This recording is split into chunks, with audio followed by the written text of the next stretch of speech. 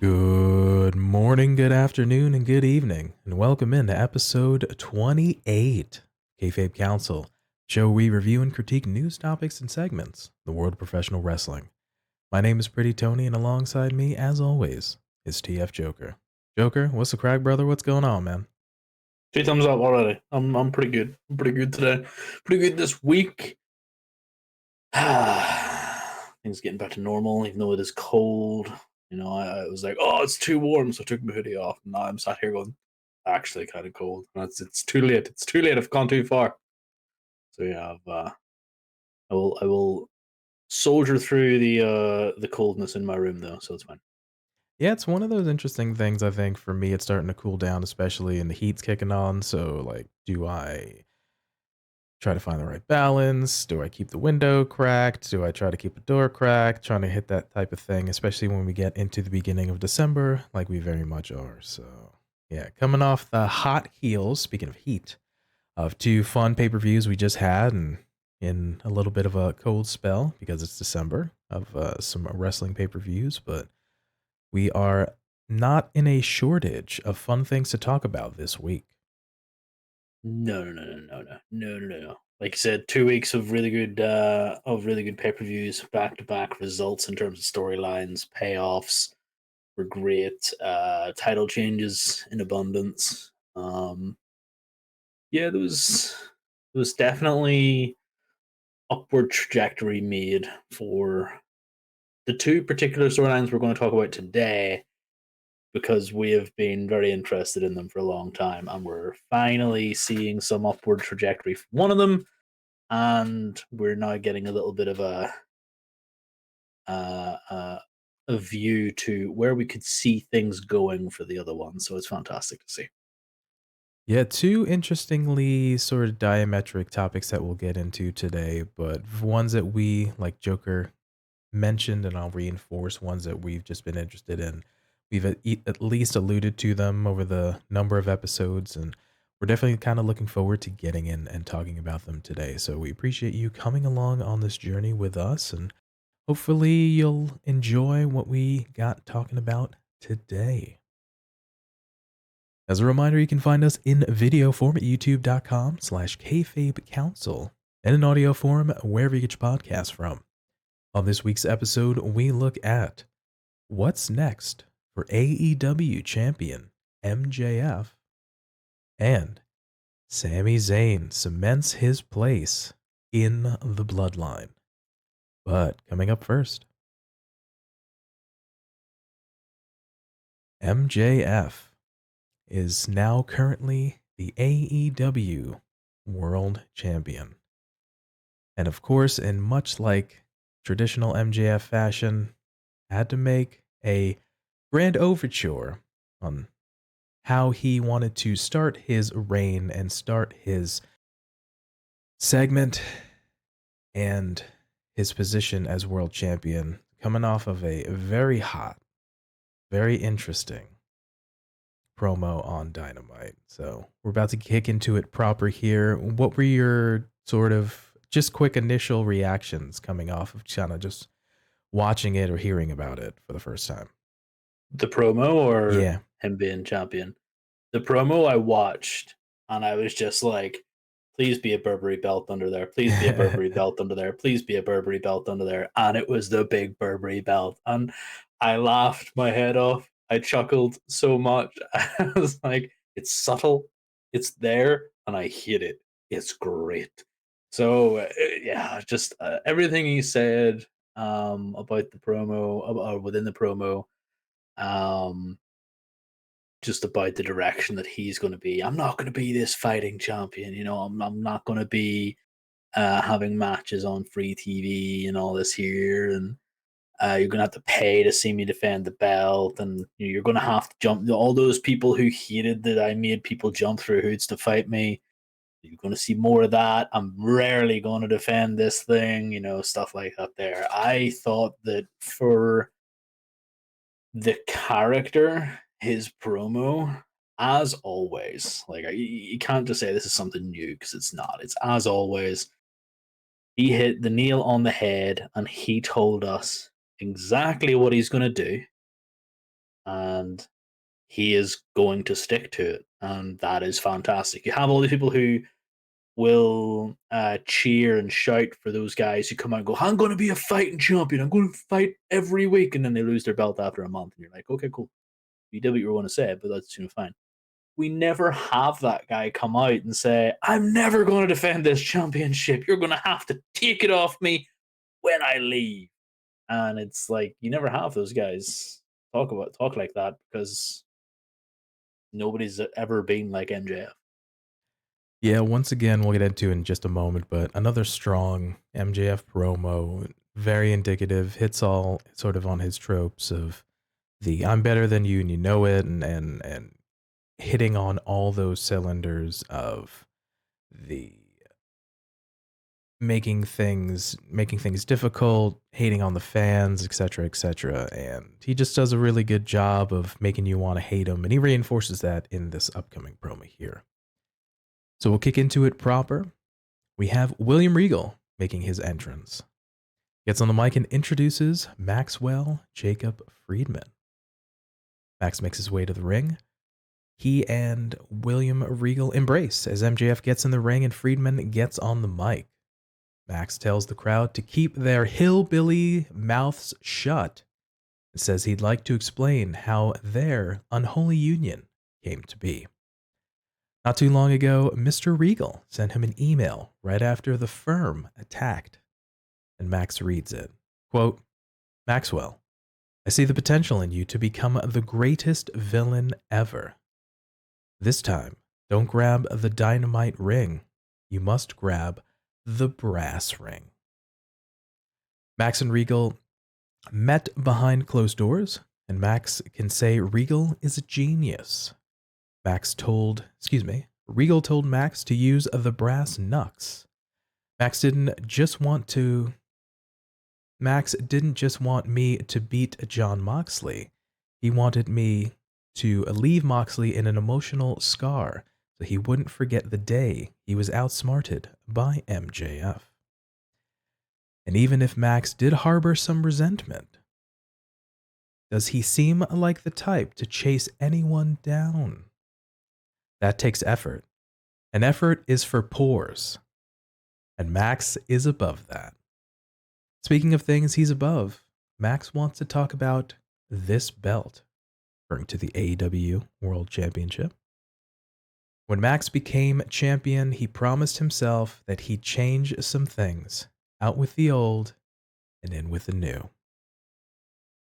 So coming off hot to start things off, of course, we get the nice little touch of William Regal introducing MJF to here. Obviously, getting some quick, cheap heat, talking about the hillbilly fans in Indiana, if I'm not mistaken. They were in on this past week's episode of AEW Dynamite. Nice little callback to the email from the previous large promo that he had with Regal about a month or so back. It's a very, very nice touch. And just talking about the nature of his relationship with the firm, how there were some connections and now potentially seem to be severed and things of such. So what were your notions and what were your thoughts on this beginning section of his promo? Thought it was really, really good in terms of clarification with regards to things like the firm. We discussed a few episodes ago about his promo with the email and stuff, and how he had that back and forth with Regal, and I really enjoyed that promo. It does feel like every single time somebody comes in to AEW, Max has some sort of evil villain backstory with him. So I was like, okay, cool. Yeah, we've heard this.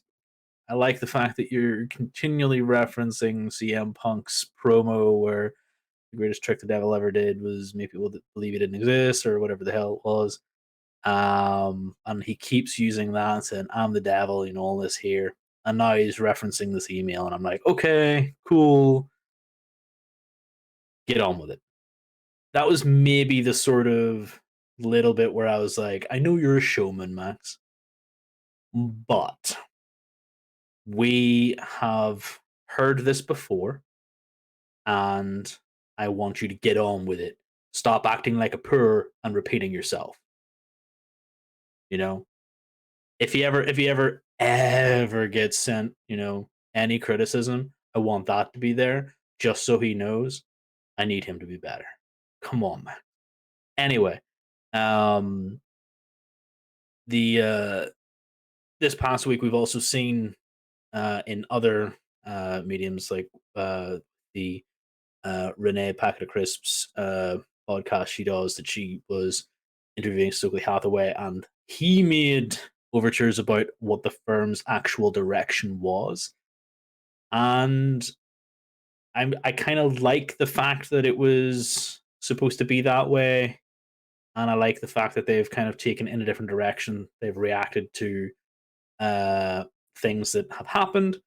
Um, I like that Max is now kind of like, yes, but they're gone, swept out of the way, blah, blah, blah, blah. So that was really, really good. It kind of makes sense because the last time we had any sort of Max slash group thing, he doesn't. This is the thing that I like about Max, his character.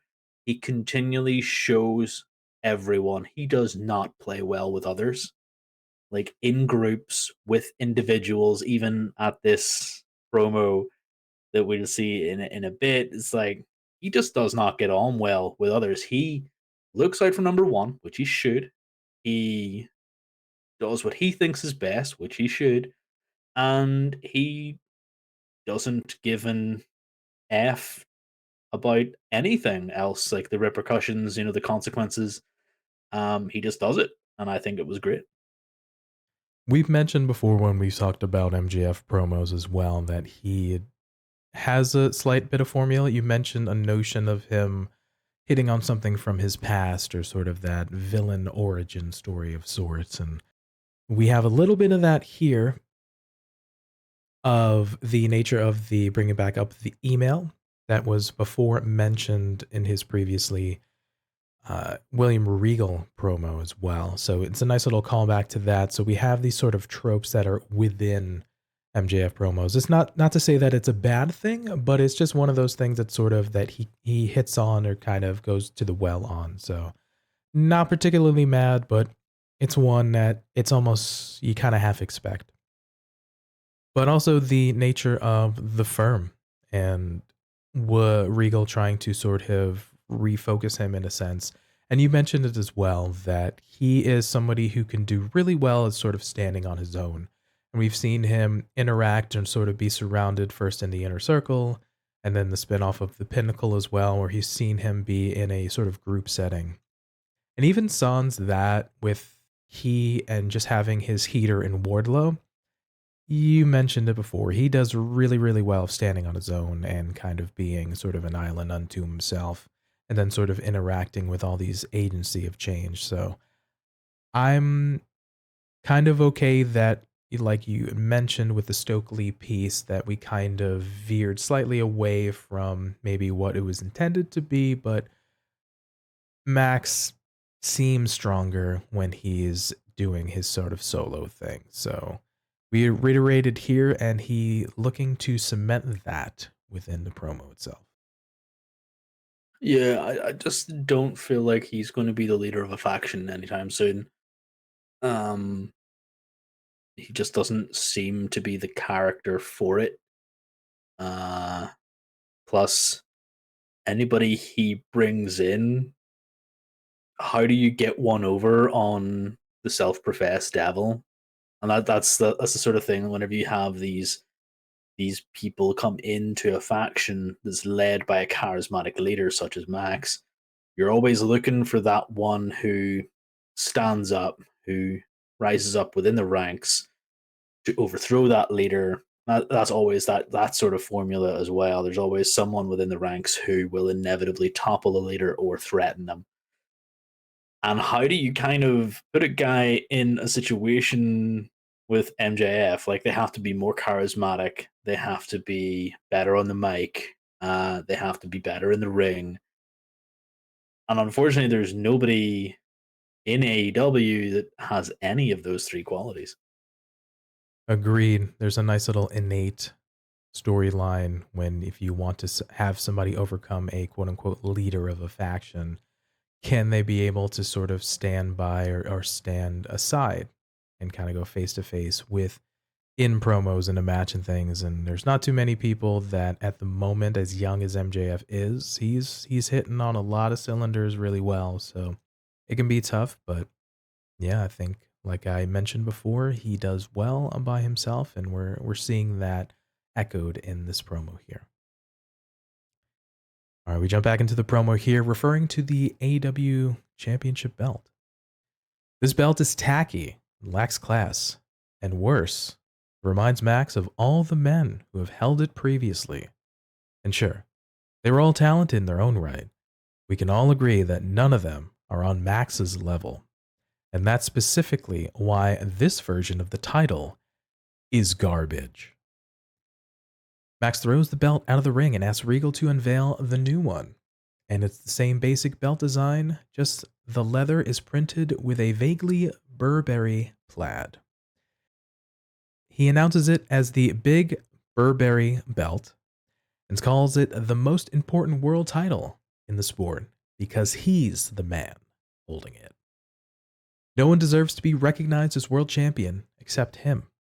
Not fake tough guys like Eddie Kingston or Ricky Starks.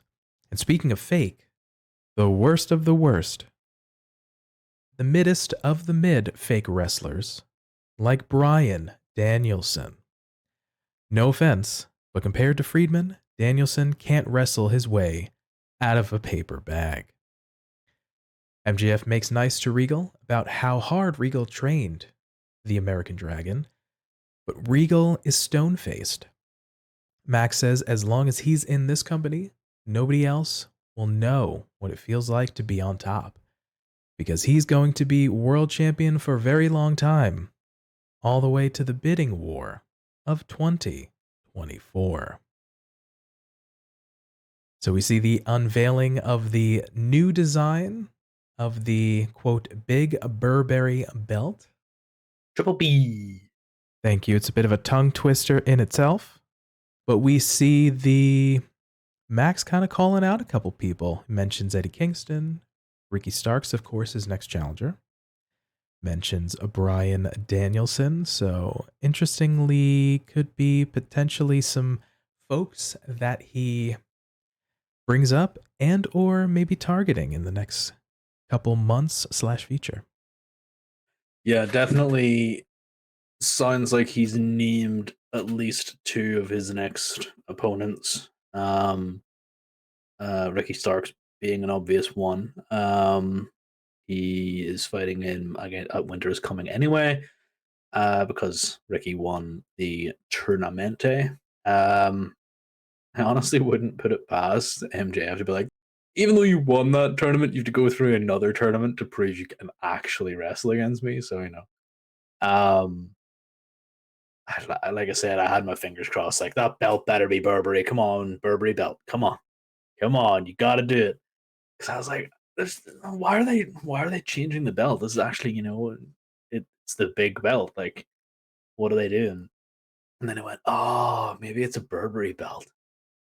Yeah, yeah, that made me smile. I've seen a lot of hate for it, and I mean that's exactly what Max is going for. Like, good job, boys and girls. You're playing like. Why are you tweeting out that you hate the belt, or why are you saying you hate the belt? That's exactly what he wants. That's exactly what he got. Everybody hates Burberry. Nobody has to say it anymore. Like, if you see someone out in Burberry, you just kind of like, oh god, that's kind of awful. That's why Max wears it. Like, funny that. But yeah, I thought it was a top tier move, and it was another layer to what Max kind of needed to do to cement himself in this role for a while. Like, his reign is going to be quite long because not only did he say it, but because he has got his own version of the belt. It's not uncommon for champions to have sort of a customization to belts. We've seen it numerous times. We've had, like Stone Cold got the Smoking Skull belt back in the Attitude Era for the WWF at the time. And we've seen even more recently within AEW, we've had the original TNT title was red and then we changed it to blackstrap. More recently, when Scorpio Sky had the TNT Championship, he had a slight change, sort of Laker colors, things like that. So it's not uncommon to, Miro had the gorgeous white one. Oh, that was the yeah, best version of it. of course. So having a little bit of an alteration, specifically like on a strap or maybe like a color scheme, isn't out of the realm of possibility. But like you mentioned, MJF does these really, really good sort of old school 1970s house show heat things and sort of not necessarily the lowest hanging fruit, but he kind of smart, sort of antagonizing folks in a simple manner or sort of a complex manner. And just having the belt have a bit of that Burberry pattern is a really nice touch to just very, very simple. Reminds folks of maybe when they see it visually of the piece about MJF and kind of this sort of status and this kind of thing, and just can kind of get people riled up, and we've seen that for sure. So I think it was a nice little tactical move by MJF and AEW to do that. It's definitely, it gives him, or rather his opponents, low hanging fruit later on. So whenever you do have these people, to harken back to things that we had, belt changes that we've seen, people hated Brian Danielson's Daniel Bryan's hemp version of the WWE Championship, the wood and hemp. People hated that so much so that whenever Kofi Kingston fantastically beat him in WrestleMania, you saw Xavier and Big E whip the cloth off this brand spanking new, obviously the previous version belt for Kofi, and handed that to him instead of the other belt. So you have that sort of thing going for you as well, that you know we will see, and it would be fantastic poetry, just absolutely amazing if somewhere down the line Brian Danielson is the one to beat MJF, and him to restore a belt, much like he ruined a belt before. I think that would be perfectly funny. But that's way down the line.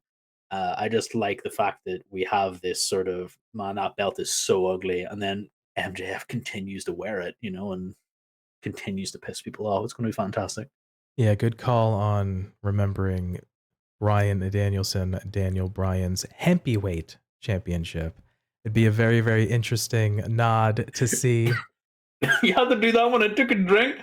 Sorry, brother. It would be very interesting to see if Bryan does indeed hold a Ring of Honor or an AEW championship, if he might want to have a little bit of customization a la the Hempyweight Championship from WWE. You know what? It never even twigged with me, and I've never heard that it called that, and that has tickled me. That's the NBA. Shout outs to the good brothers of OSW and Matthew from Botchamania for reminding me of that nomenclature. So thank you, fellas.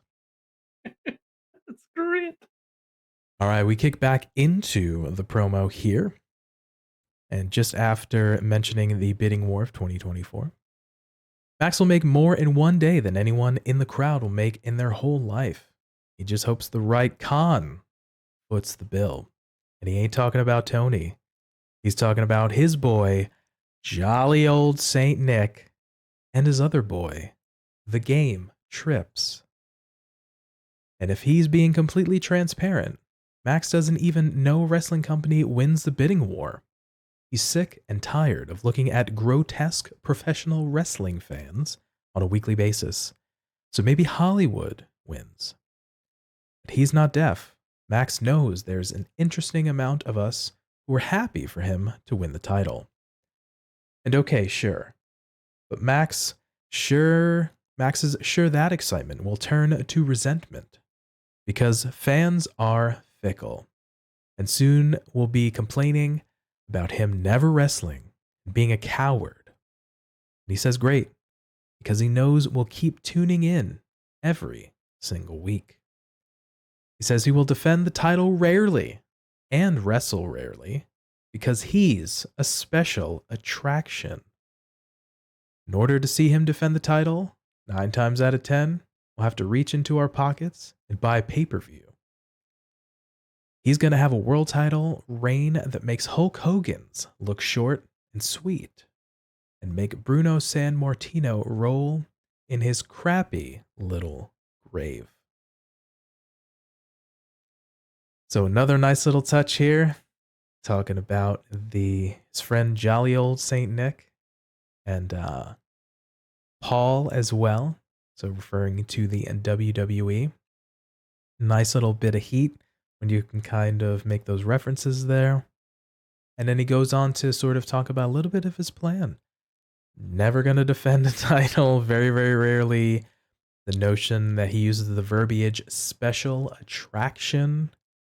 So we've seen it sort of before in various companies and even, recently and then as well as back in the 70s and the 80s, we would have the big champion come to your town and fight your sort of local hero challenger and things like that. So we've seen that sort of that nature come out about before. And then of course talking about wanting to have a title reign length that rivals some of the bigger names in history. So nice little touches here. Again, still getting heat while telling a story. Yeah, and I love the fact that he called himself a special attraction. Most recently, for in the last decade, we would have had that specific sort of terminology used for people like The Undertaker, for people like Brock Lesnar. These are the guys who would show up rarely, mainly only at pay-per-views, every so often, and even more recently, that can be added to Roman Reigns. So these kinds of things, they're not talked about. Like Roman Reigns is not telling us he is a special attraction. It's implied because he says, "Well, I don't need to be on TV." It's like, I'm going to be at home with my family and all this here, and then it's just implied that that's because he's a special attraction. He doesn't need to be on every Friday night. He doesn't need to be on every Monday.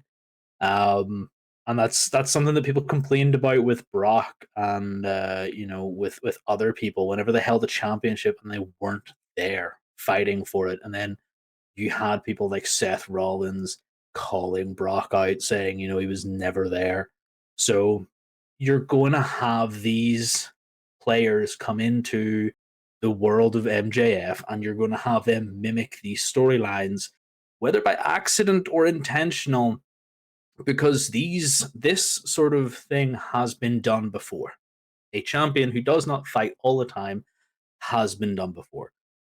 But the thing is, we have had these fighting champions up until now, even so much as to say that even Chris Jericho was a fighting champion, even though he was a heel. He was and is now as the Ring of Honor champion. He's a fighting champion. MJF is the first to admit in AEW he's a special attraction and he is not going to fight for you. He is going to make you pay him to put on his boots. Like that is the only thing. I am the top of this company. You will pay me because I am worth it. And I think that's smart. I think it's smart to address it because if you let people figure it out for themselves, then yes, they will become fickle, they will become annoyed.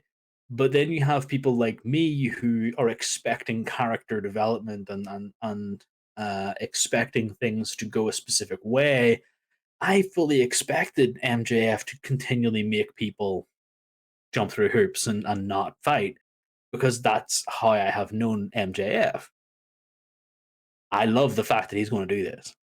Now, the only reason I'm going to hate his run is if it gets boring. Is he doing the same thing? Is he going to do the trials of Jericho or whatever it was? You know, the labors of Jericho, I believe it was. Because he's going to continually do that kind of crap. Um, then you can reuse that maybe once every couple of feuds, sure, but I don't want to see him doing the same thing over and over and over again. And that's the only reason I'm going to get bored. Otherwise, I love what they're doing. I think the special attraction MJF suits him down to a T. And yeah, the jolly old Saint Nick and Trips reference in there, I don't think that was lost on anyone. But I do think the Hollywood thing was just one of those things. He's not going to be leaving wrestling for a while. He does a really good job again of sort of getting these or making these small statements that just get people riled up. So the nature of him sort of addressing that, hey, I'm gonna kind of continue to kind of be me and be heel and defend very, very rarely and wrestle rarely and mentioned the people kind of jumping through hoops thing. So it's not often when you can get a heel who comes out and sort of makes that affirmative statement and then sort of it comes true or or it's sort of cemented a lot of times if a heel's making a statement sort of in that vein, they have meant to eat crow and it basically the opposite happens. So the nature of sort of the heir apparent fighting champion, where we've seen you mentioned with Chris Jericho with the Ring of Honor, the previous champion Moxley just always being sort of apparent and having challenges and things like that. So we have the juxtaposition here with Max just coming out and saying like, you might see me, you might not, and it's only going to be special occasions when I'm actually going to wrestle for the championship. So a nice little interesting piece. Maybe a happy little accident we can have is maybe other folks are elevated in his place, perhaps, with him not kind of being there every once in a while. But yeah, to your point about maybe hopefully it doesn't get sort of long in the tooth or the piece he made about fans being fickle. We want is for the characters and the stories to be compelling enough for us to tune in, and so long as the creative from Tony Khan can do that, I'm still good for kind of riding this out and see how it goes. Yeah, 100%. I really want them to make sure that they get this right, because an awful lot rides on this, not just for the AEW Championship, but for MJF and his growth in the company and for the growth of the company. Um, he could be put down as one of the greatest champions that we're going to see, not because of the fights that he has, but the reign that he has. And that is the main thing that we have to sort of make sure that we get right. And at the same time, like you mentioned there as well, they have the opportunity to elevate other titles because they didn't do such a great job with the TNT title for a while. They haven't been doing such a great job with AEW Tag Championships for a while, outside of the Acclaimed obviously winning them. You know, we love the Acclaimed. Everybody loves the Acclaimed. And then the trios titles and the All Oceans Atlantic Pacific Irish Ocean Championship as well. Like that one could also do with some, even though it is being defended and it's being defended well, that could do with some shine. Like if we are taking the big belt off, because let's face it, John Moxley was a fighting champion. He was fighting it maybe every couple of weeks on Dynamite or on Rampage. He was constantly defending it, something we won't see for a while. I really this is the opportunity where we put the TNT title currently on Big Joe to the top of the tree. We elevate that a bit more, and we bring in. Obviously, we have the ongoing storyline with the trios title that we talked about last week. We bring in the tag titles, and then we intermix with the All Oceans Irish Ocean Championship there as well. So as well as the women's, this is completely besides adding in more women's wrestling as well, making sure the show is fair and balanced, having more women's main events in there. This taking away of this big belt leads to so many opportunities for the men's and women's divisions and for each individual division within the company. Yeah, I think the side note, like you mentioned, of the rarely defended, rarely appeared world champion can have opportunities spring up for supporting other members of the roster in other championships. So let's see how it does play out indeed. All right, on the go home of the promo here, Max returns. Oh, but Max almost forgot. He wanted to say, without the brass knuckles and without William Regal, none of this was possible. And they may not like it, but everybody in and around this business respects Regal. And he just wanted to say, from the bottom of his heart, MJF blindsides Regal with the brass knuckle punch to the back of the head of William Regal. Max paraphrases his email from years ago and says he only hires top-tier talents before leaving. We see ringside doctor Doc Sampson check on Regal. Bryan Danielson runs down to check on his mentor as he is stretchered out of the arena.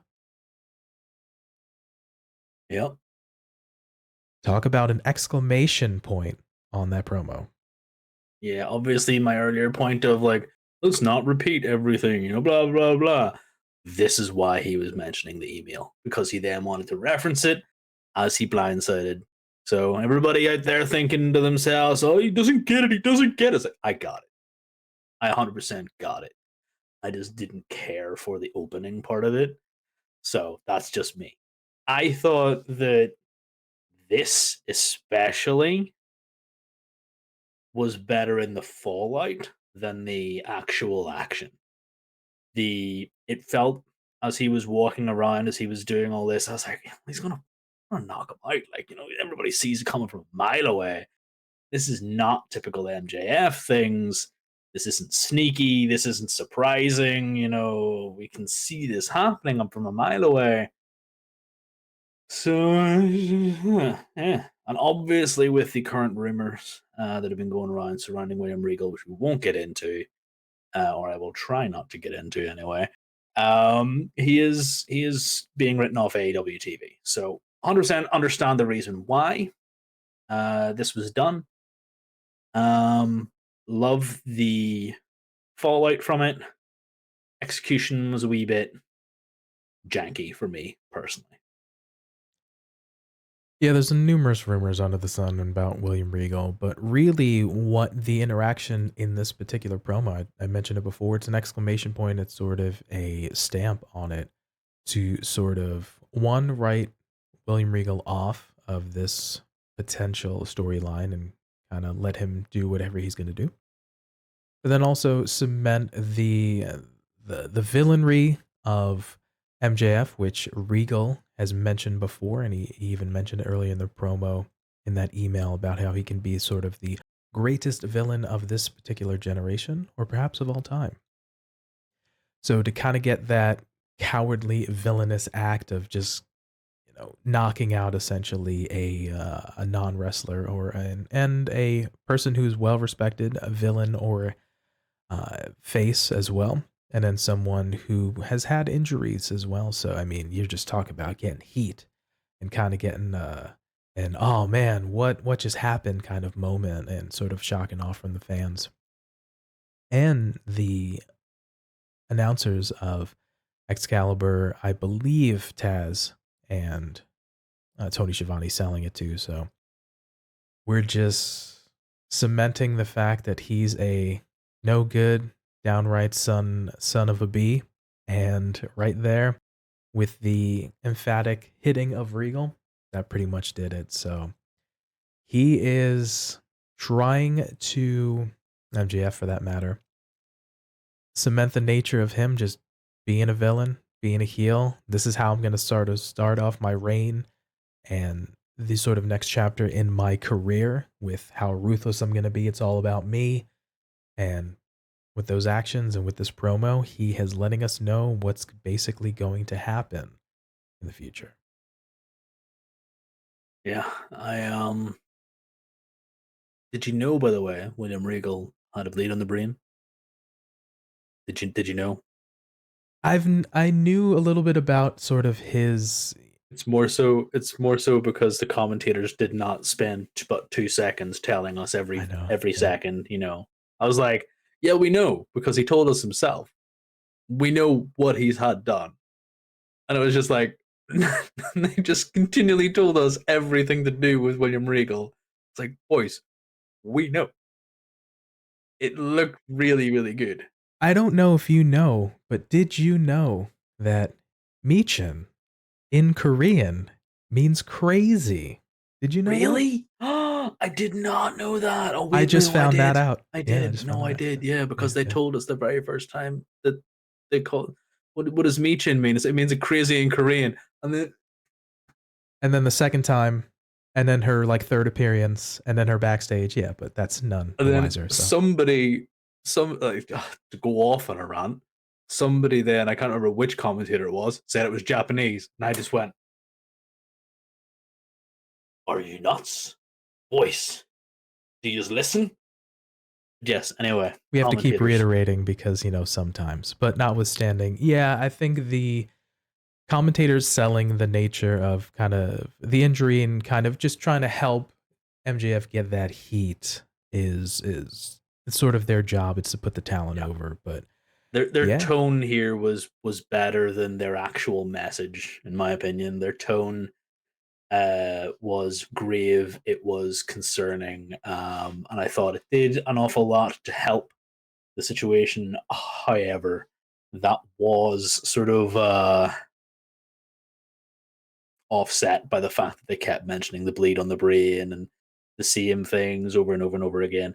It sounds really, really bad, so I get why they were saying it, but just repeating it doesn't.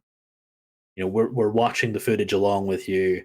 We see he's being escorted off to the back. We see that there's blood on the mouth. Obviously, well, we had to have that. So I really, like I said, the fallout from it was an awful lot better than the execution.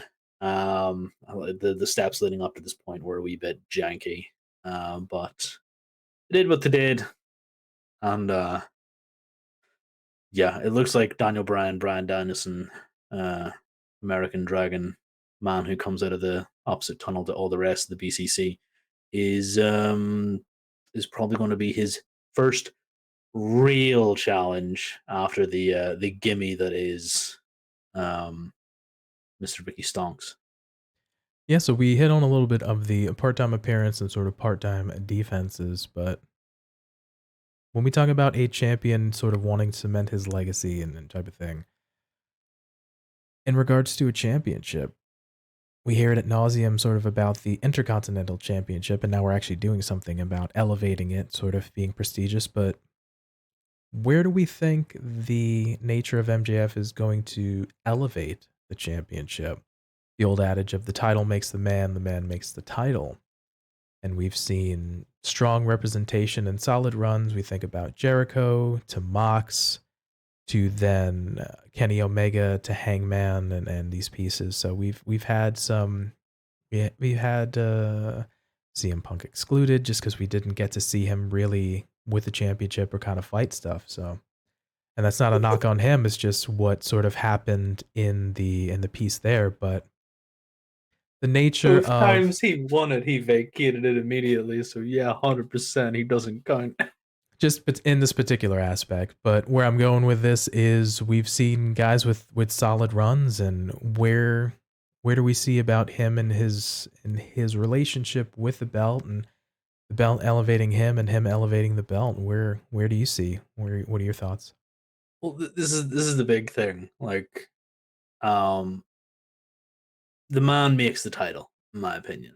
Like the title is made by the people who have held it before, um, and by the previous competition, their previous storylines, who they maybe defended against, what they've done while holding that title. It's why I said that Hangman's reign, his first reign with this belt, let's face it, he's going to have more, was not as successful. He had to come off a really, really, really strong Kenny Omega reign, who was the belt collector at the time. So Kenny elevated that belt by fighting all the time, winning multiple belts, being the champ, and then eventually lost them all. Like, he had this aura around him, as did Chris Jericho. Chris Jericho, he whenever he eventually got the belt back, because if we remember the very first time he got the belt, he left it in a limo and lost it. So that was a great first outing for the belt. But he elevated that by having really, really good matches. Um, Against individuals such as Cody and Omega and so on and so forth. And it's just one of those things that he is MJF, pronoun boy. He has to sort of do something a bit different. A lot of these champions have fought better talent, or stronger and stronger talent, different talent from other companies, things like this. Here, he is going, by his own admission, to not defend the belt as regularly. We will probably see Revolution be his next main defense, which is in March. We will probably see, another one a couple months after that. So how do you pace these things? And for me, it is not so much give him talent to allow them to shine, but give him ready-made, named talent and have him put on matches that get progressively harder and harder and harder. So if he can beat Kenny Omega, if he can beat John Moxley again, if he can beat Bryan Danielson, if he can beat these guys, I don't want to see him fight the Ricky Starks. I don't want to see him fight the Eddie Kingstons. These guys aren't meant to be in the sphere for MJF right now. This guy is meant to be doing what Roman is doing right now.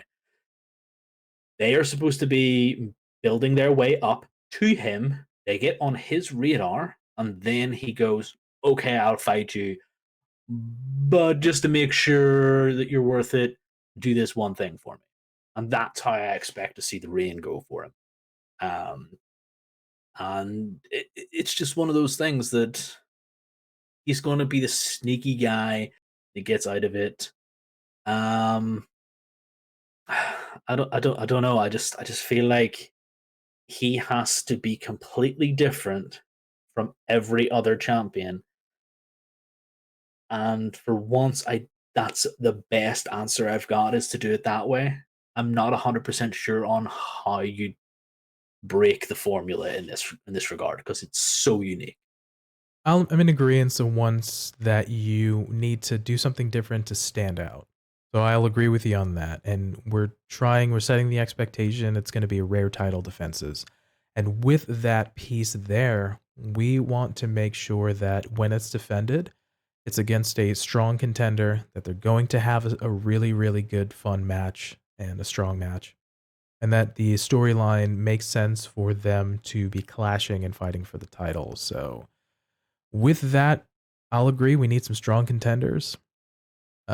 Kenny or a John, the rematch, or whoever we get into to face him. Maybe an eventual Hangman push, because that potential rivalry has harkened back to the very, very first pay-per-view with that Casino Battle Royale to face off the winner against Omega and Jericho to see who's going to face the first, who become the first world title championship holder. So yeah, I think there's potential matchups there.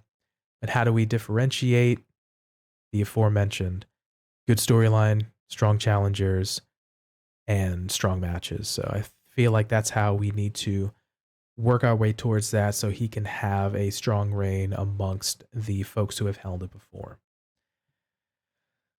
Now, we've mentioned a couple folks that we've thought can make strong challengers and who we face. Obviously, he has the match against Ricky Starks coming up shortly.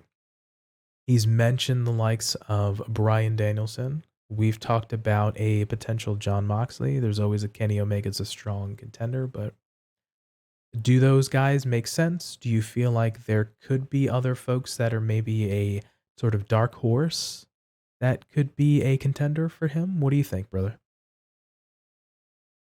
So the current obvious choice is Bryan Danielson to be his first main contender after the Ricky Starks. Ricky Starks is a gimme. Like I said, I'm not really including Ricky Starks, not to be a slight on Ricky Starks, but because that one is already locked in the books. We don't have to speculate about that one. That one's happening. So Bryan Danielson, I feel like will be a uh, sort of first real opponent for him. Whether or not he will have to contend in some backstage segments, chase him down, do sorts of things like this here, um, and get him into that because uh, I do agree with the Hangman stuff, but it looks like Hangman is going into a feud with Moxley over this King Kong Lariat business. Um, which, by the way, I love the fact that Moxley is like already kind of giving him grief about that. So that's looking good. That's a strong match that I'm looking forward to seeing again. Hopefully this time everybody remains safe. So I feel like Hangman will be there down the line, maybe summertime, probably somewhere in there. Um, whether or not he is the guy to take the belt off of MJF, I don't see it. I don't want Hangman to have a second reign off of the back of somebody who is primed to have a really good reign. Do you know what I mean? Hangman needs to be able to beat this person and outshine them in the same kind of regard, Because he had that tough follow up off of Omega's reign. which I mentioned earlier. Yeah. So yeah, 100% don't want him having to, it's sometimes it's hard to follow the previous act.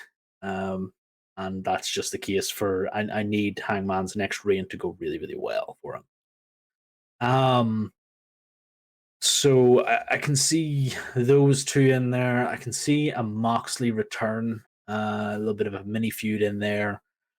Um, I can even see, as unrealistic as it might be for them to win, a Wardlow feud.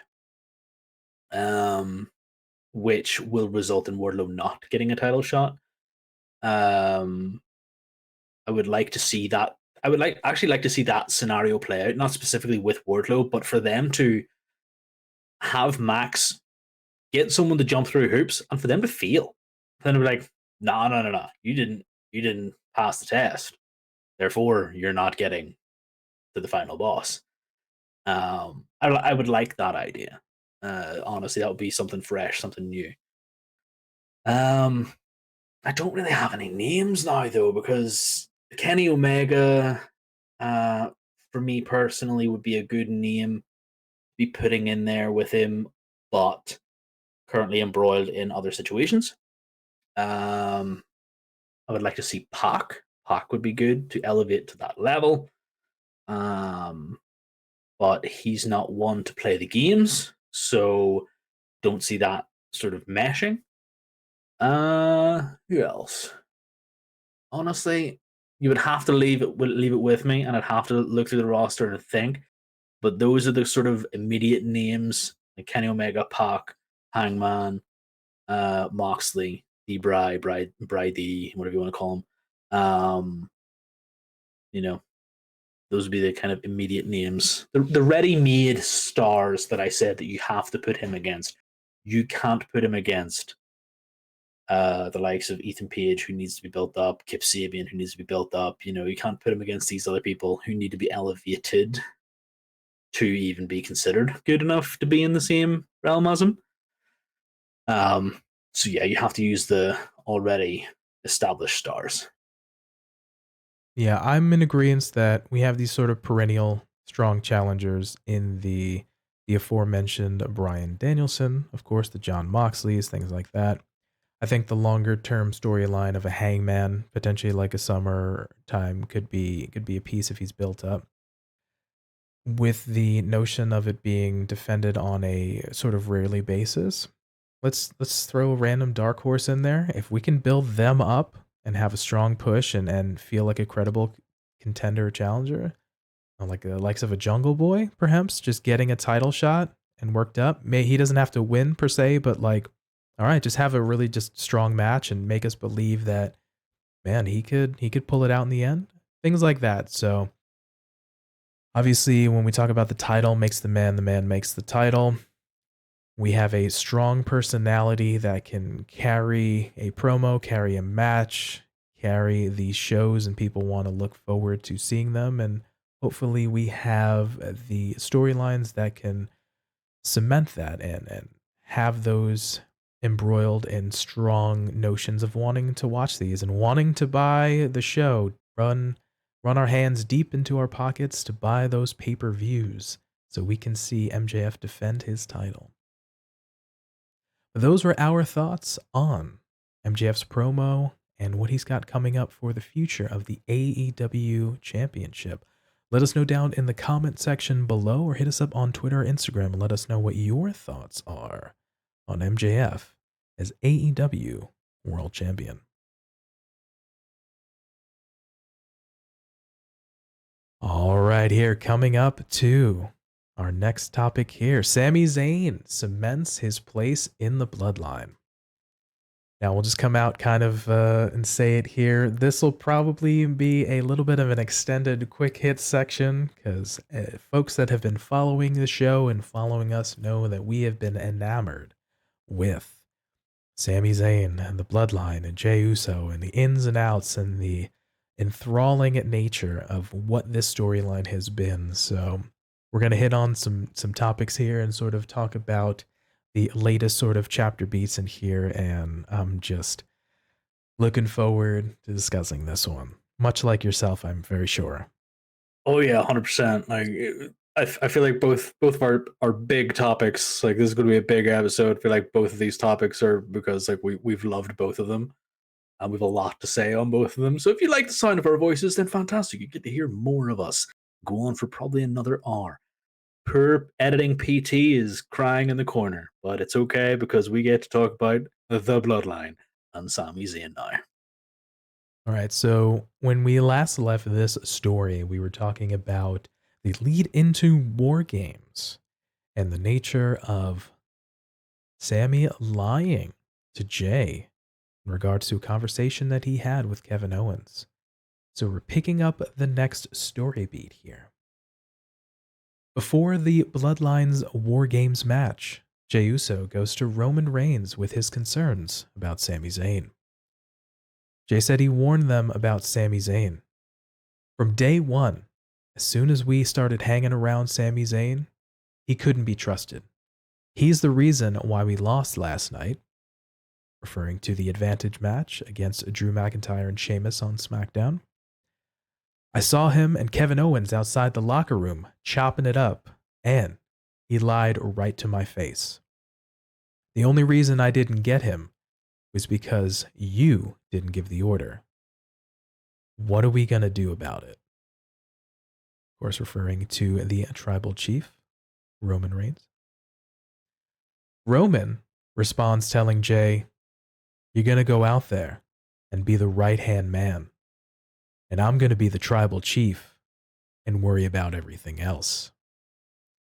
And regarding Sami, Roman exclaims, "I'm going to look him in the eyes, man to man, and I'll know if he's telling the truth.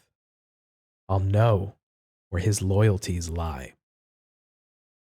Jey leaves, and Roman tells Paul Heyman, "Get me Sami." So coming hot off the heels of the last interaction like we mentioned, Sami, quote unquote, lying to Jey. Oh man, just we're seeing Jey come I and loved it. seek guidance from the tribal chief. Absolutely loved it. I legit saw this and was like, oh, like the camera work. Literally the camera work between the Sammy and Kevin talking and Jay listening at the door, and you're just like, dude, dude. And you're like, oh, he's still there, he's catching his own that wide shot. You're like, yes. This is the like everybody was sat there, I say everybody referring to the royal, I am the royal everybody. Like I was just sat there going, yes, we're gonna see some progress.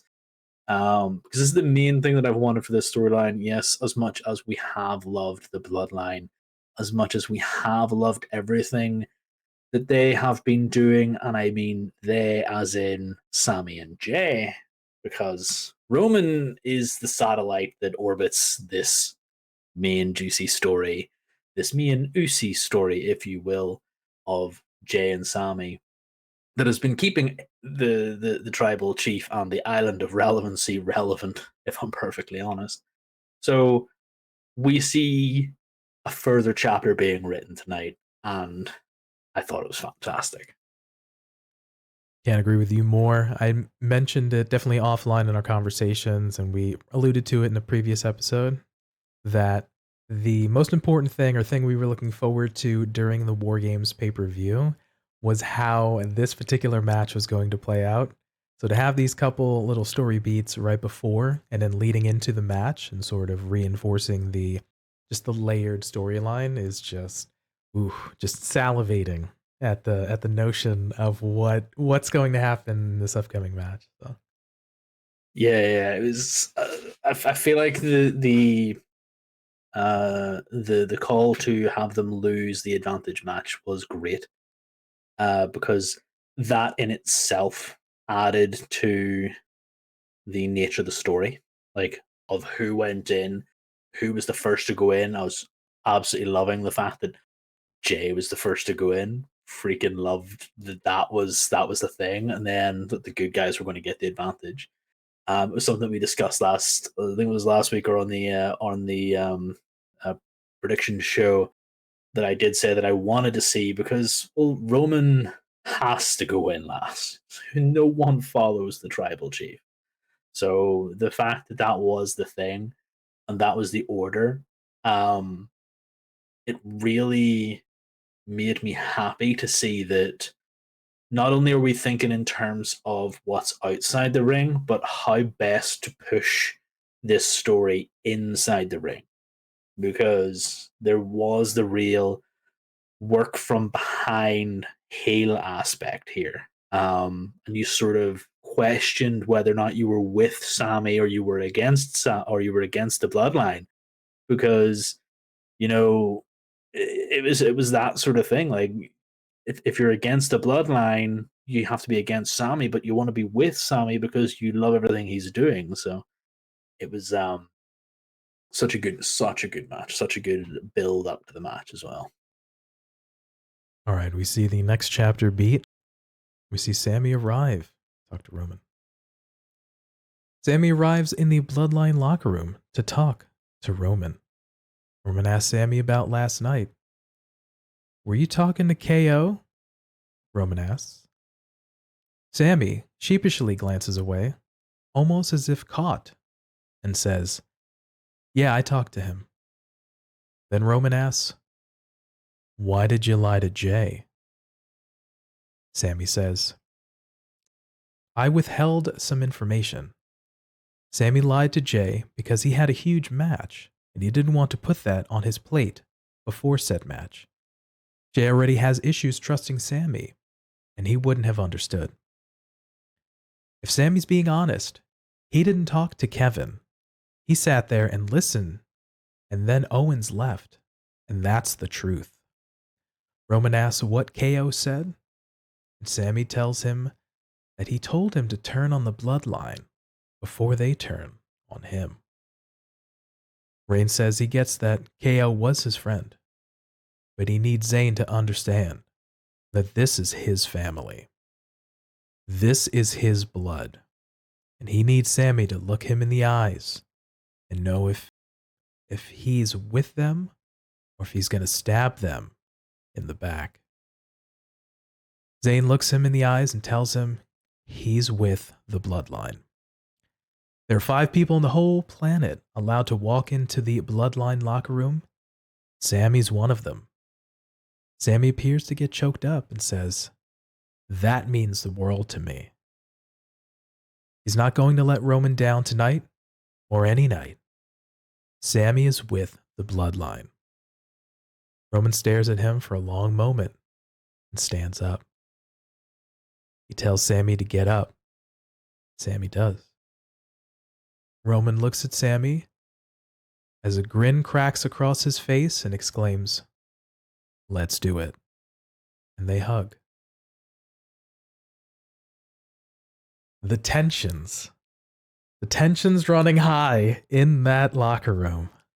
One thing you didn't mention, though, was the face on Roman as he gave Sami that hug, because we saw the face, and the face was a little bit borderline angry. Like, there was a little bit of rage simmering there, like, not sure if I trust this guy. So yeah, clearly his psychic powers weren't working in that little segment, because he said he was able to tell what was going on, but still looked confused slash angry. So might wanna get your radar checked there, Mister Tribal Chief. I gotta give Roman a lot of credit because in sort of this new characterization of Roman, he does this thing where he doesn't speak often, and sort of when he's allowing these other cursory players to kind of play things out, he's sort of reacting. He'll look, he'll kind of nod or smile or kind of sort of looked contemplative, and he does this sort of brewing underneath the surface type of thing, and the specifically the piece when Sami, after telling him that he's means the world to him that he's allowed in the locker room and things like that, and you can see Sami almost getting a little emotional when he's saying that, and kudos to Sami for the acting. Is well done, and him just stewing, kind of rubbing his hands, and then he gets up, and this is all without like literally like saying anything. So, and then kind of tells him to get up, and you're still unsure, like, is he just gonna cold cock him? He puts his arms down and says, "Let's do it." And you're like, "Oh man!" So your mind is building, like, because you don't know with verbatim, you don't know with words. He's not giving away too much emotion. You feel like it's maybe leaning towards one thing, and it's like, so kudos again to Roman for just going with this new characterization and just kind of running with it. He's doing just a phenomenal job with it. Well, that's the thing, isn't it? Real interesting characters, let's say. They know how to not only use the words that they speak, but also how to use the silence in between those words. So it's a real improvement on the development of this Roman character, like you said, that he doesn't feel like he has to fill the air with his words, because whatever he says is important and has to be listened to at any given time. I harken back to the time whenever I was talking about the Jake the Snake promos, how he never raised his voice, how he always spoke in a low tone, how he was this pastor like person. He sort of spoke one way without trying to talk over anyone else. He always made you want to listen to him. And that's the way Roman's currently playing this. The words that he speaks, and he's probably being told to do this by anybody else, are important. He doesn't need to tell people he's important. He has people to do that for him. Note, he never really calls himself the tribal chief anymore.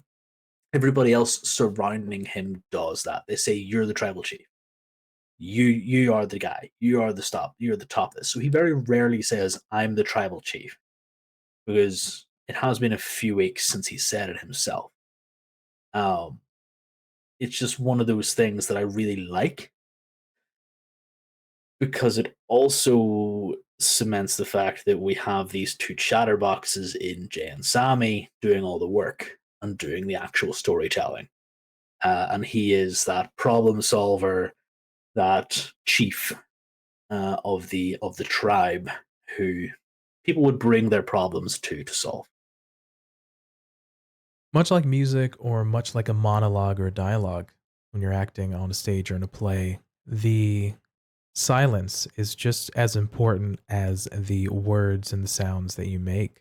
So you have to be cognizant of pacing, and you have to be understanding of your sort of dance partner or your bandmates or the other person acting in the scene. And to that end, we have the role of, I don't want to say sort of the blabbering idiot, but that little bit more of a sort of nervous mouse, the Alice in Wonderland, kind of always worried about time elements in Sammy, trying to like, am I in trouble? I'm nervous, so I'm going to talk a little bit more.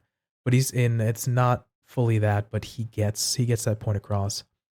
And you have this partnered with a sort of stoic character in Roman, where I'm feeling like I'm in trouble and I'm trying to work my way out of it, but you can't get a read on the person. So yeah, just again, the knowing when and what to say is just as important as the words that are not said. So again, kudos to both these guys for putting on a very, very compelling segment. 100% was great. All right, moving on to the War Games match now proper. Moving forward to the WarGames match, Jay is the first to enter for the Bloodline. He initially faces off against Butch. After Butch targets Jay's injured right hand, he's soon outnumbered when Ridge Holland enters the match. As the clock ticks down, we see Jimmy preparing to enter for the Bloodline to even the odds.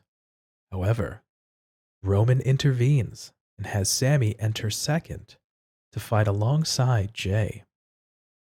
At one point, Ridge Holland gets the best of Jay, stomping him and beating him up against the cage. As Ridge prepares to squash Jay against the cage, Sami pulls Jay out of harm's way at the last moment, saying, "I got you." Jimmy's the next to enter for the Bloodline. Before he enters the cage, Jimmy brings 3 tables into the ring. Jay and Sami argue over who would set up the table, and they get into a shoving match as Jimmy tries breaking it up. Reigns, still in the shark cage, shakes his head, watching this all unfold. The Usos and Sami do pull it together and fight off Butch and Ridge Holland. After all the men have entered the match, we see them pair off. Sheamus lays Roman out with a knee and goes for a brogue kick, but hits Solo Sikoa, and then Sheamus gets hit with a spear from Roman. Pete Dunne, Butch himself, breaks up the pinfall. Sami beats Butch up and yells at him about not messing with the tribal chief. Jay goes for a super kick on Butch, but Butch ducks and Jay nails Sami instead. Jimmy goes to check on him, but Jay pulls him away. So now that we're into the match proper, oh boy. I like the fact that we see Jay starting off the matchup. Strong man, Roman's right-hand man, his sergeant at arms, gonna hold it down. Again, you've aforementioned that the Bloodline lost the advantage match, so the baby faces get the advantage here. So we see almost at times reversals of roles in face and sort of heel dynamics. And we've talked about, while we see the Brawling Brutes team basically as a face contingent, we really don't see the Bloodline as heels. We sort of see them sort of as an island unto himself and sort of these tweener characters. So we do see these little story beats within the match where they kind of switch these little archetypes, face and heel, heel and face. But the nature of itself of the bloodline fighting from underneath and trying to overcome the numbers advantage with the little bit of tensions kind of fighting amongst themselves. We see, although earlier Sami tries to save Jey, he does the good thing about saving his team member. They fight over the table. And that bit of a dissension at the end where we see Jey accidentally hitting Sami with the super kick.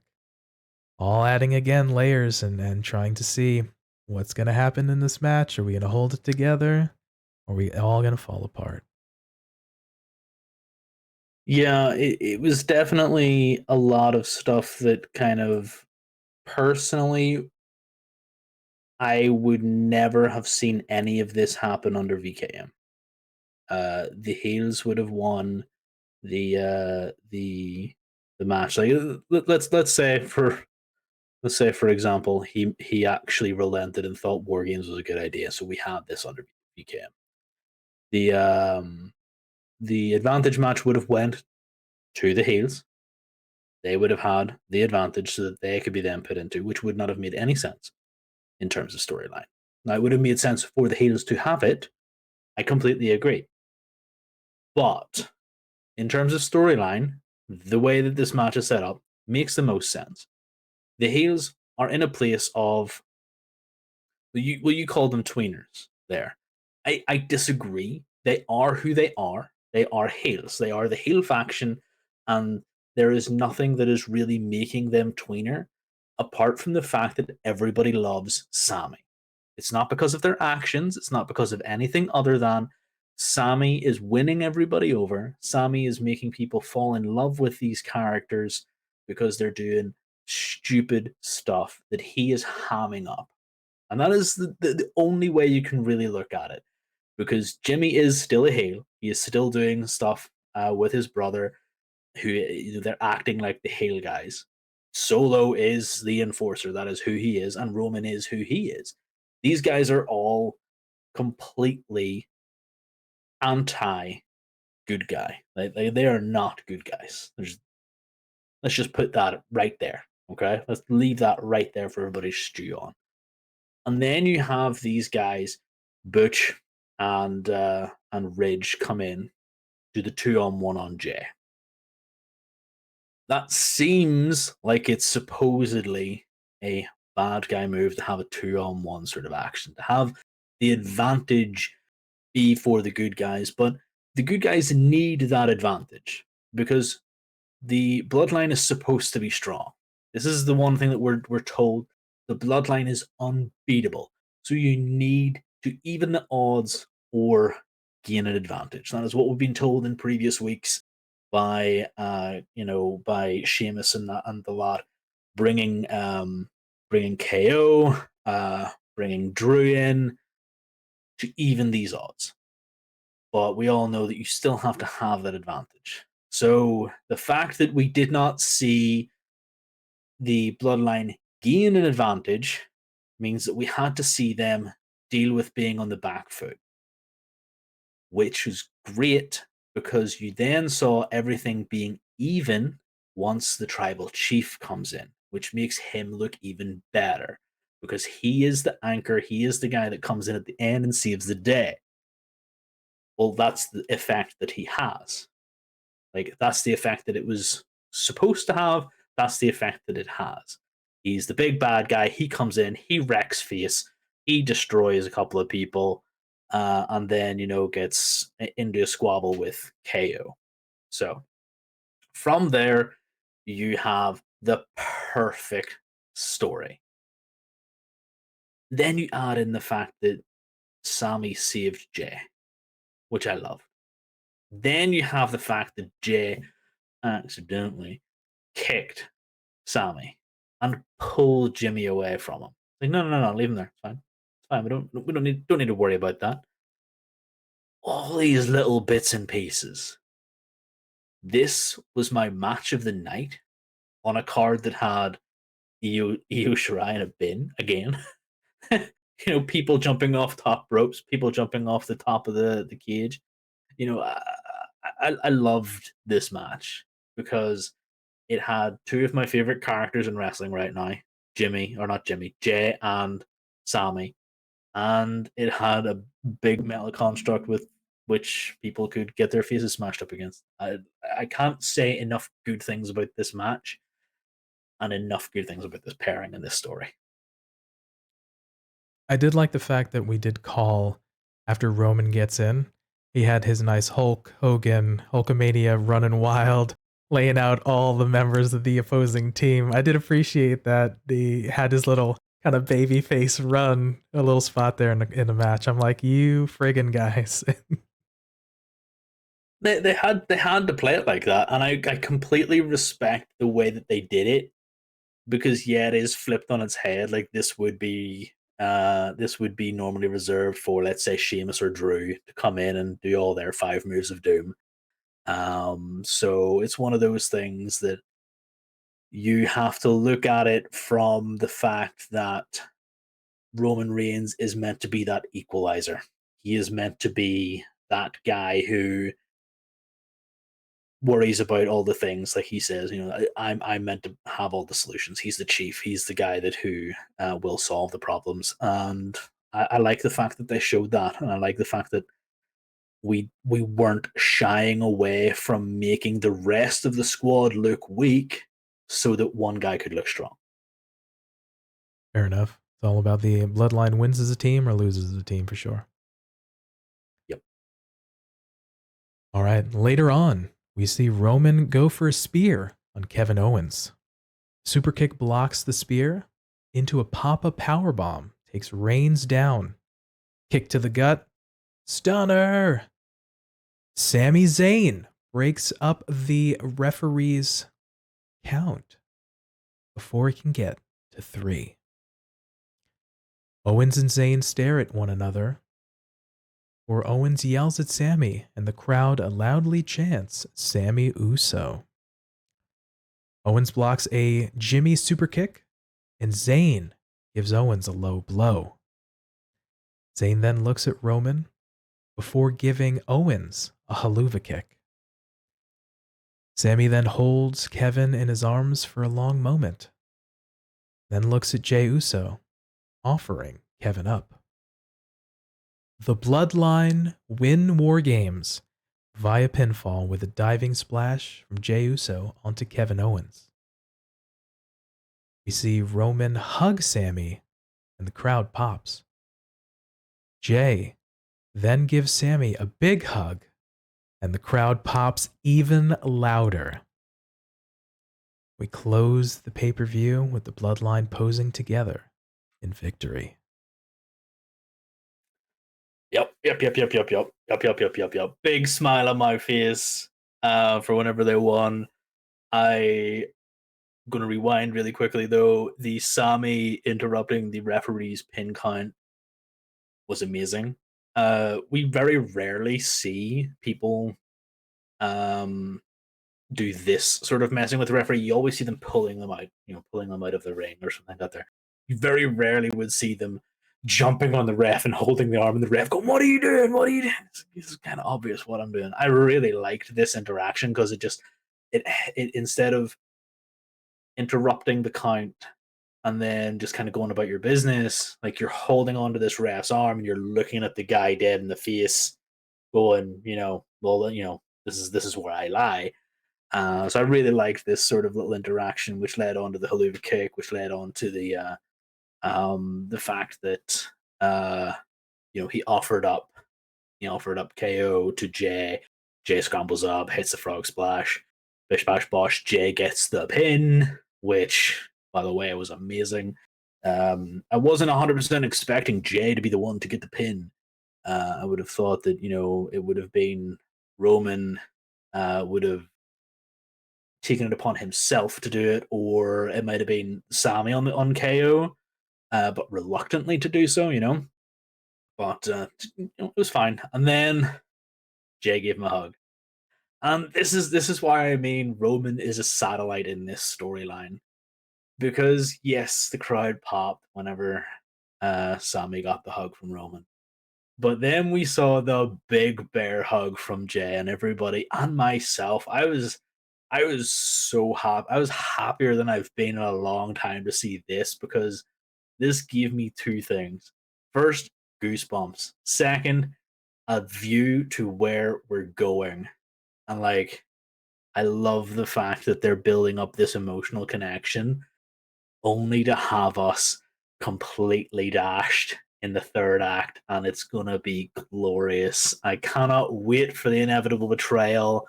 I cannot wait for the inevitable sort of situation where this whole storyline eventually comes to an end, which there are spoilers out there. If you want to go and read about them, you can. I'm going to refrain from talking about them right now, but the spoilers are so cool. I really want to see where they're going with it.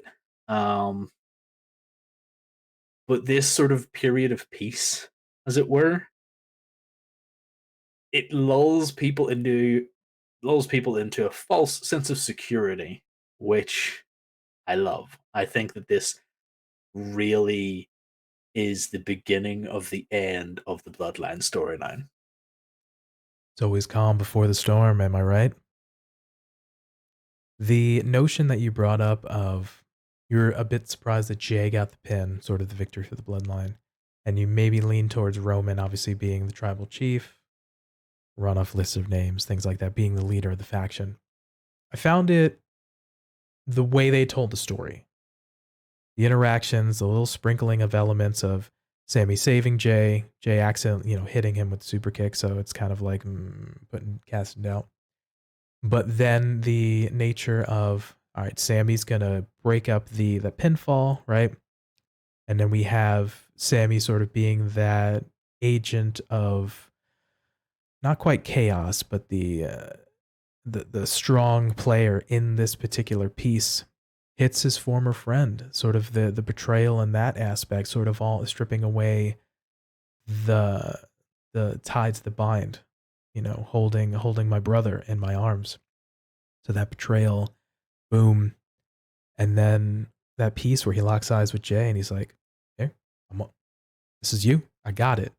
I helped out the family. I helped out the bloodline. I'm proving my worth to you, the man who doubted me all this time, and trying to prove that I want to be here. I belong."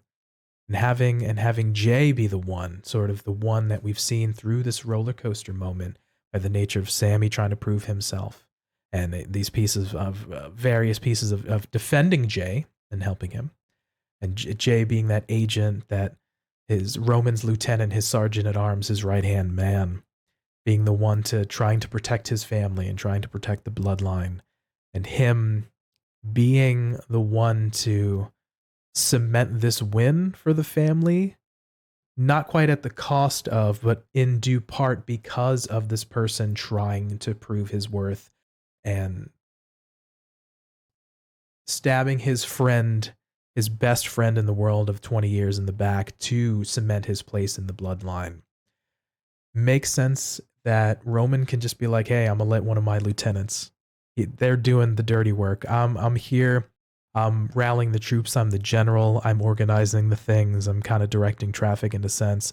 They can do the things because I'm leading this war and I'm navigating and things like that." So where I'm going with this is because of the way they told the story and all the parts that led us to that, it made sense for Jay in that instance to be the one to cement his place, with Sammy cementing his place as well, and kind of the cards being the fence. So I was okay with how it played out. It actually, and then obviously we saw the post match with the little celebration.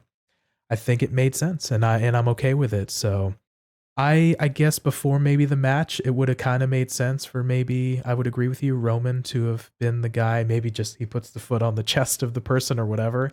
Is like, "I got this, whatever. It's no sweat." But Well, that's 100% what I mean because like you can make it make sense through those means like 100%, but it was just the surprise that Roman was sat there looking at it going, well, they've done the work. I am the tribal chief. I will take credit for this because I am the bloodline, like he is. And that's the way I was expecting it to happen, Gotcha. Okay. because that's what made the strongest sense in terms of the end of this. Like, no matter who you are within this bloodline, no one is greater than Roman. And to me, that would have probably looked better, not only for like Jay and Sammy's sake, but also to make him stronger, because their story is sort of running in tangent to his own sort of who's he going to fight next, you know? So to have Jay do that frog splash and then immediately go for the pin and not be like frog splash, look to Roman, get the nod, and then take the pin, kind of just to me felt maybe that was the small bit that was off for me. Okay. I don't mind the fact that he did get the pin, and like I said, you can make it make sense 100%. It's not like I'm like I hate the ending, but I felt like that was maybe the tiny little uh itch that I couldn't scratch, really, kind of thing. That maybe that small thing I might have missed it. I might not even have seen the fact that Jay even looked at Roman and got the nod, but that should have been one of the cases, or Roman should have, like you said, walked over, stood on KO, looked at him, and just smiled, looked at Sammy, and got the 3 count. But yeah, that's the only small little thing that I didn't like about this. Be that as it may, we see the bloodline living high after their victory at WarGames. On Monday Night Raw, see the next chapter play out here. On Monday Night Raw, the bloodline make their entrance. Jay says they went to war at WarGames. He thinks he broke his hand for real. You see who's standing tall. Jimmy says for the first time ever, there are no cracks in the bloodline. Kevin Owens is a little bit mad back there because Sami isn't his dog. He's their dog. Sami has a serious moment with Jay, talking about how they haven't seen eye to eye, but how the way they embraced at the end of the match was oozy.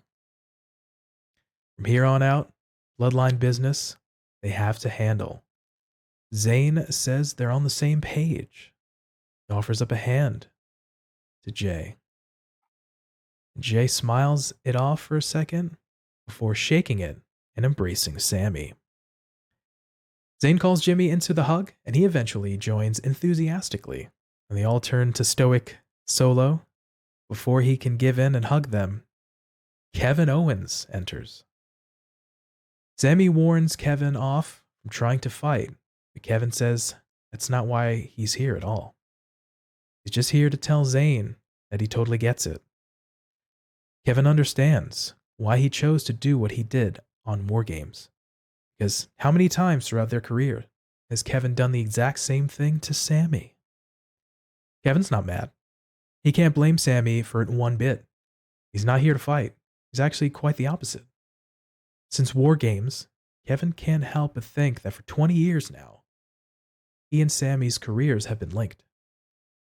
But after WarGames, he doesn't want to fight, team, or ride to shows together.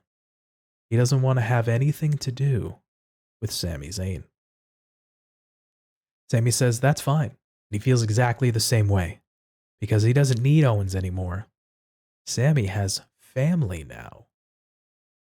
KO says he's genuinely happy for Sami, because finally everyone in the WWE universe can see just how great Sami is. And to see him get the recognition he deserves, Kevin loves it.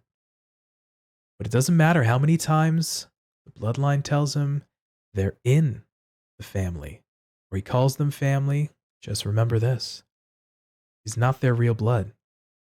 Sami will never be. Jay steps up and tells Sami not to worry. He's got this. Kevin's just mad because he doesn't have any family around him. check this out. If you've got a problem with Sami Zayn, you've got a problem with main event Jey Uso.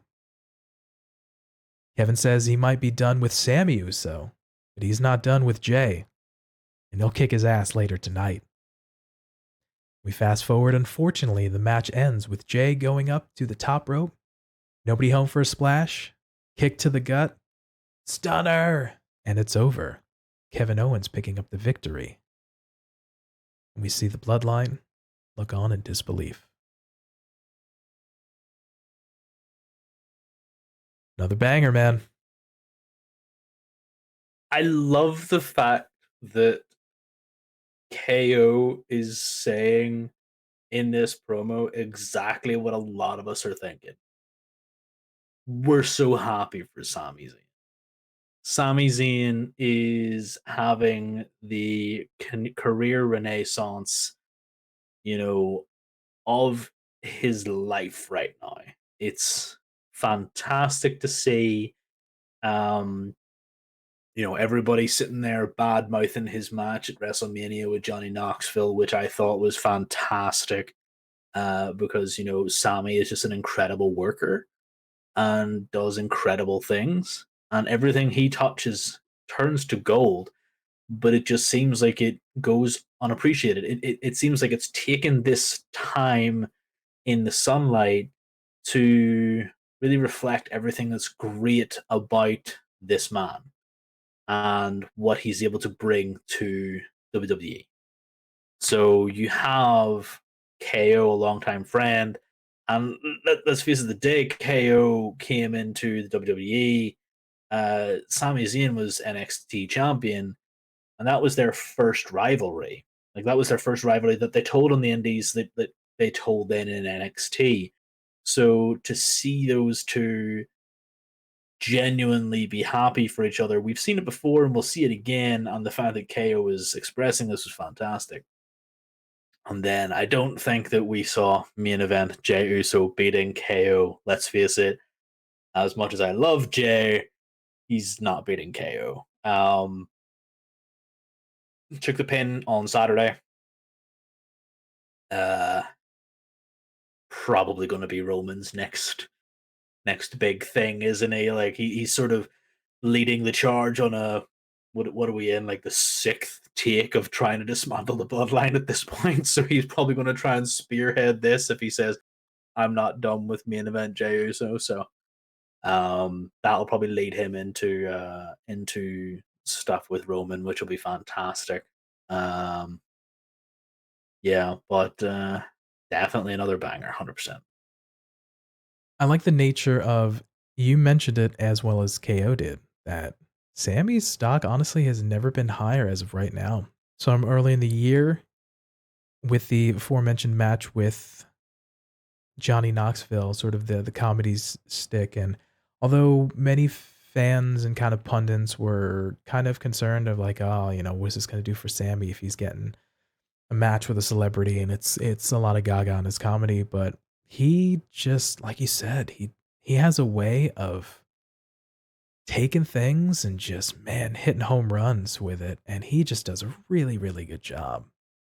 So the fact that, to echo Kevin's and your sentiments of him finally kind of getting the recognition just of sort of the entertainer that he can be, is just, it's phenomenal. And I'm just glad, and like we talked about, we just want to see these guys and gals just be successful and kind of run with it. But the nature of the piece here, Jey, we've seen at so much time at odds with Sammy, and self-admittingly for him to come and just be like, "Oh, I've got this. You got a problem with Sammy, you got a problem with me." Really, like, man, the trust there. Jimmy saying, there's no cracks in the foundation of the Bloodline. It's just phenomenal. So I felt the piece of having still KO in the Bloodline picture, that he's gonna sort of switch from that little bit of a Sammy piece to maybe working his way up the ladder to Roman, like through Jey and type of things like that.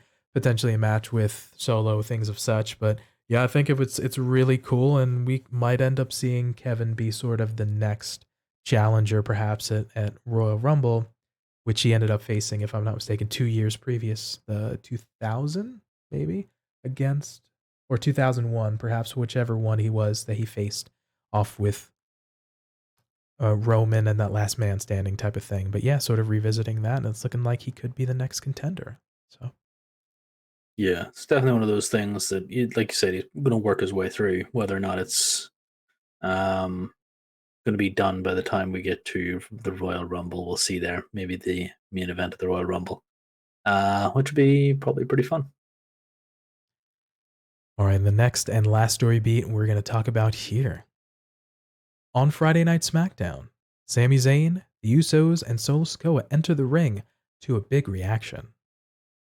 Zayn speaks about the Bloodline leveling up at Survivor Series, and he starts praising the Usos, but Jimmy interrupts.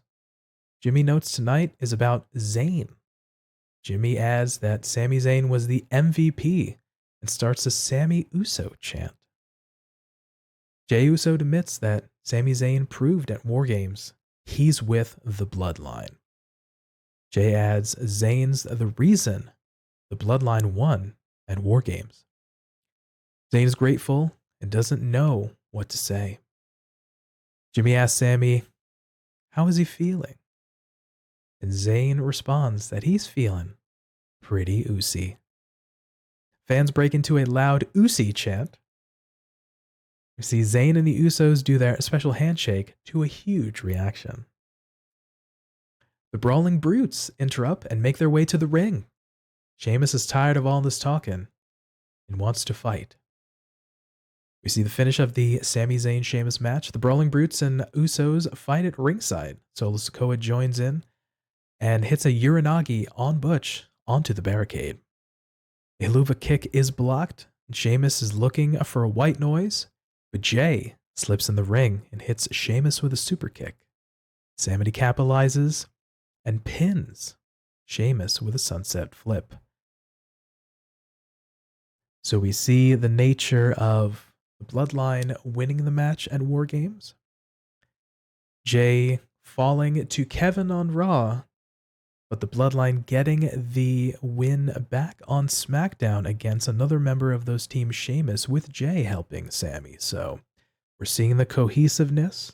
We're seeing them working together, seeing them try to bond and form those strong ties. And man, just another one of those pieces where I do like the nature that Jimmy, just speaking up, can be a little bit more charismatic of the two between Jey and Jimmy, but saying he's the MVP, another nature of Sami just getting credit. I do like the piece that they're sharing a little bit of that love. And they're, like we talked about, the guys in the Bloodline just all playing the role and working well together and playing off one another is just really great to see. So another kind of fun promo and segment from the Bloodline. Yeah, yeah. I really enjoyed the fact that Jey actually got in and helped Sami this time. Um, we've seen their sort of miscommunications before. And even so far as earlier on the week with the Raw match, there was no interference that helped Jey win the match, but Jey got in and helped Sami win the match. You know, obviously with Jimmy getting onto the side of the apron as well. It's all been really good. I don't know. It's so fun to see this progress, and the fact that they did the special, they did the double handshake, which I really enjoyed. Because like it was like Jimmy and Sammy were about to do their handshake, and then Sammy, motioned Jey to come over to do the handshake. You're like, come on, get in here, and then the crowd pop on that thing. It was fantastic, and you seen Solo just kind of stand there, one leg is here. Must not crack. Not going to look anywhere near Sami. This is pretty much what I feel like Solo has like an ongoing monologue in his head. Don't look anywhere near Sami and I won't bust out laughing. Because that is legitimately, he's looking everywhere except where Sami is. And I love Solo for that. Hopefully, by the end of it, we'll see some more character development out of Solo in terms of we'll get to see him laugh. But yeah, it's definitely for now. I'm loving how much fun that they're having in the ring, and I love the fact that like we're finally giving Sami his flowers. Yeah, you can see we mentioned it before, like when these guys can kind of have fun with one another and play off each other well, and you can have this camaraderie, and you can tell that the Usos and Sammy, get along well, that they can kind of come up with this and seen how many times just Sammy just try to run with it and basically just try to make these guys crack and have these kind of fun promos and things like that. So kudos to all these guys and just really this roller coaster, man. Just keeping on going. So as we wind down this segment, Joker, I gotta say, we have reservations and kind of things, but where do we see this going next? Where do we see this go? Sami Zayn pins Roman and becomes the new Ubu champion. Bloodline dissolves, and it's just him and Jey. Like just him and Jey are the only two remaining friends. Like that's it. I don't know. That's end game. PT. You asked me where it's going. That's where it's going. The shoe, where everyone, us included, feels like the other shoe's got to drop, right? The Yeah, eventual yeah. Sammy parting ways, however that happens, right? You know, we don't know if it's a sort of a turn from Sammy or the betrayal by the bloodline type of thing, but we do feel like they'll eventually part ways, but like how it's going to get there and the story leading up to it. It's like we talked a little bit offline of like if we know a spoiler, we know what's going to happen like in a movie or a game. Like I don't mind too much, but it's more like how are we going to get there? What's the journey to the destination? That's going to be super interesting. So, Yeah. I don't know, man. I'm on this roller coaster and I'm for it. I'm kind of a little bit now obviously we have Jey and Sammy sort of on the same page. Um my mind has been racing with the fact that we could have Jey be like, well, the first person to ever sort of feud with you, Roman, was me. Like I was the whole reason this started. And for him to do the long con, the 2.5 year long con, and be like, I was friends with my boy Sammy the entire time. We just had to make you believe we weren't friends so that you would cast all doubt aside. And then bish bash bosh, it's Sammy and Jey, and they're the two real masterminds behind the downfall of the tribal chief Roman Reigns. Nothing would bring me greater joy than that for that to happen. But like, come on, how sweet would that be? Referencing right back to the very start of Roman's career as the tribal chief, the first person who really he made acknowledge him being Jey, and yeah, I feel like that would be too much to ask for. So I'll settle with just having a really good storyline, the eventual cracks forming into fissures and the disbanding of the bloodline. Um, but like we said before, we actually recorded today. It's so good to see such a long, drawn out story develop off the back of the hard work of Sammy, who was really only supposed to have a small piece in this bloodline story. Yeah, it's definitely really fun to see that it was off the back of Sammy doing such incredible work that he got this opportunity to being in the main event scene for so long. You love to see it. Sammy's doing amazing work and he's getting the recognition both in kayfabe and in shoot. You love to see it. You guys are doing really, really great storytelling. One of the better pieces that's come out this year, and we've been following along and we've been enjoying it. And we hope you've been enjoying it too. So let us know down in the comment section below on YouTube or hit us up on Twitter and Instagram. Let us know what your thoughts are.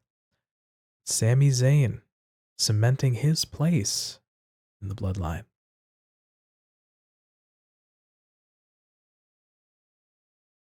Ooh boy, that about wraps it up for us. Nice, fantastic conversation about two amazing storylines today. Was it good for you? Because hot dang, it was good for me. Yeah, man. Like this was just like a show based around the idea for two quick hits that we had. Like we're like, oh, dude, what was the best thing about this week? Because like these two things. Like, yeah, well, let's just talk about those two things because I don't think if you had have asked us to, we could have fit them into a quick hit that we usually do. Um, this it wouldn't have done either story justice. We wouldn't have been able to talk about them at length. I just had an awful lot of fun with it. Like appreciate the fact that MJF is doing what he's doing, and being allowed to exist as the character he's meant to be. And then Sami Zayn and Jey Uso sort of coming together, getting their collective flowers, and leading a really, really, really good storyline that I don't mean to disparage it, but I hope comes to an end real soon. We got two crazy, phenomenal, fantastic stories just going, running parallel to one another and different companies and different shows. And these aforementioned guys, MJF, Sammy J, the Bloodline, these are characters, these are guys, these are stories that fans are looking forward to being played out on their respective shows. Us, like many of the folks, are interested in these stories, and we look forward to the next story beats in them. And it was great to talk about here, and we're absolutely looking forward to the next steps in the journey of MJF and the Bloodline. All right, so for TF Joker, I'm oosier than you, and you know it. and for me, Pretty Tony, thank you for your time, letting us be a part of your day. And remember, be good to yourself, be good to each other, and we will catch you next time. Peace.